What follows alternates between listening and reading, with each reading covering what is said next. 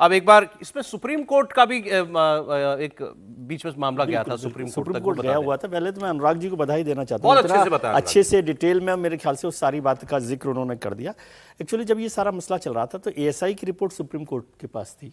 Supreme court ने वापस इसको high court, Madhya Pradesh high court के पास भेजा और कहा कि उसको अनसील्ड कर दे।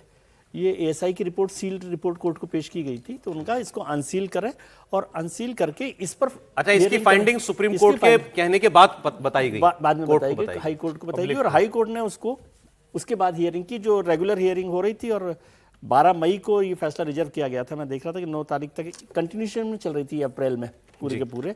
9 मई को इसको खत्म किया और 12 अप्रैल को उन्होंने फैसला रिजर्व करने की बात। कौन सी सदी का मंदिर है, एक बार ये भी बताना जरूरी है। आगे दिया है पूरा डिटेल, ये जो है मेरे ख्याल से और आगे चलिए, ये मेरे ख्याल से मतलब अयोध्या वाला जो विवाद था, राम मंदिर भी 15वीं शताब्दी का बताया जाता है, शताब्दी का हो गया ना, 16वीं शताब्दी का ये मामला। ये मंदिर बहुत पुराना है, 12वीं सदी का हुआ ना, 12वीं सदी का बताइए, 11वीं सदी का सर। 1034 में परमार शासक राजा भोज ने ज्ञान की साधना और मां सरस्वती की आराधना के लिए भोजशाला राजा भोज का 1100 नालंदा और तक्षशिला की तरह एक विशाल आवासीय संस्कृत विद्यालय यहाँ पर हुआ करता था।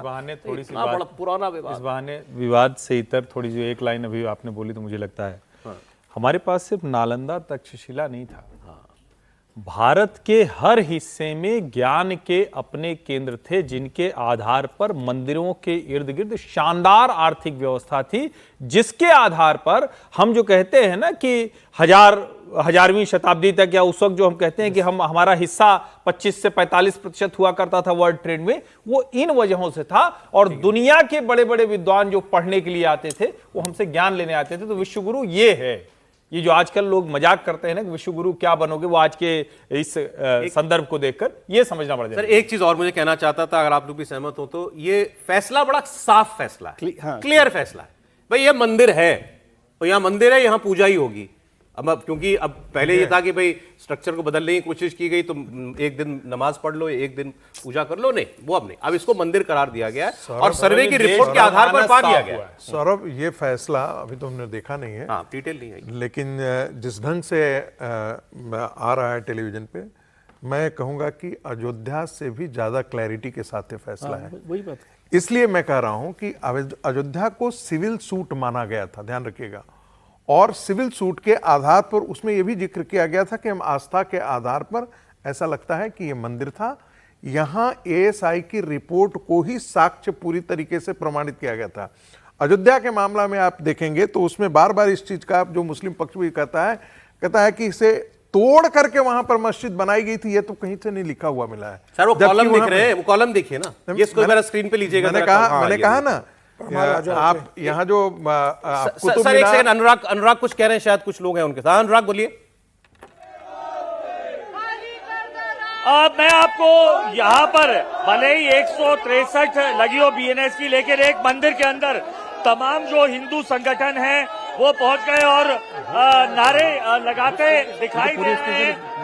और ये हमारे साथ भोज मंदिर के, देखिए गले मिलते नजर आ रहा है। ये तस्वीर आपको इनके मुताबिक 1000 साल पुरानी जो संघर्ष है उसका नतीजा दिखाई दे रहा है। और भोज समिति के जो महाप्रबंधक है वो इस वक्त साथ है। क्या महसूस कर रहे हैं आप इस फैसले के? आज बड़ा हर्ष की बात है, माननीय उच्च न्यायालय ने जो फैसला दिया है, माँ के मंदिर को माँ का मंदिर माना है, हम उसका सम्मान करते हैं। आप कह रहे थे 1000 साल का ये संघर्ष रहा है, आपके पूरे खानदान जो है अगर कहा जाए तो 1951 से इसमें लड़ रहे थे। 1952 से भोज उत्सव समिति संघर्ष कर रही है, पर हिंदुओं का तो ये बहुत लंबा संघर्ष है और आज उसका सुखद परिणाम आया है। जी, आप गले मिलते वक्त भावुक हो गए थे, ये आंसू क्यों? नहीं, यहाँ पर ज्ञानार्जन के लिए देश विदेश से आते थे, धार का वो गौरव पुनर्स्थापित हो। बस ये संस्कृति की नगरी है, साहित्य की नगरी है, धर्म की नगरी है, दर्शन की नगरी है, और हम चाहते हैं कि ये सौहार्द भी बना रहे। सौहार्द बना रहे। ये देखिए इस तरीके की नारेबाजी लगातार चल रही है। ये एक मंदिर के अंदर तमाम हिंदू संगठन के लोग यहाँ पर इकट्ठे हैं। हम उनसे बात करने की यहाँ पे कोशिश भी करेंगे।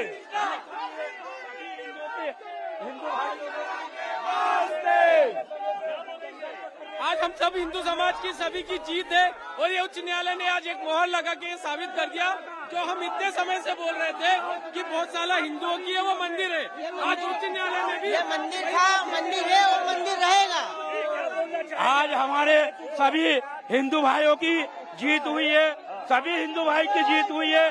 सबने जितने सालों से संघर्ष करा आज उसका हमें न्यायालय कोर्ट ने हमारे आज बहुत सारा मंदिर बताया गया। जय श्री राम, जय जय कहना चाहेंगे। बहुत साल की लड़ाई थी हमारी, आज बहुत साला हमारे पक्ष में कर दिया है। आज हम पवित्र करेंगे इसको, बहुत साला को पवित्र करेंगे, बिल्कुल पवित्र करेंगे। भावनाएं आप देख रहे हैं तमाम हिंदू संगठनों की उबल कर बाहर आ रही है। हालांकि मैं आपको बता दूं कि सांप्रदायिक सौहार्द न बिगड़े इसीलिए प्रशासन ने बीएनएस की धारा 163 यानी जो पहले 144 होती थी वो लगा के रखी है। 5 से ज्यादा लोग इकट्ठे नहीं होना है मंदिर परिसर के अंदर ही, इसीलिए ये तमाम सकल हिंदू समाज जो है इकट्ठा था। और कहना इनका साफ तौर पर वही है कि जो 1000 सालों से 1034 में परमार जो राजा थे, मालवा के जो राजा रहे हैं, उन्होंने 1034 में यहाँ पर सरस्वती कंठाभरण यानी माँ सरस्वती वाग देवी का मंदिर बनाया था, जिसमें देश विदेश से संस्कृत के साथ ज्ञान, विज्ञान, गणित, भूगोल, ज्योतिष सभी का अध्ययन करने हजारों की संख्या में यहाँ पर लोग आते थे। और कहा जाता है कि जो राजा भोज थे वो संस्कृत के ज्ञाता होने के साथ साथ ज्योतिष के भी बड़े ज्ञाता थे। इसलिए अंदर जो एएसआई ने अपनी रिपोर्ट जो दी है उस रिपोर्ट के मुताबिक तमाम जो चीजें थी वो जो है उससे साबित हुआ कि दरअसल ये जो है मंदिर जो है सरस्वती माँ का था, वाग्देवी का था।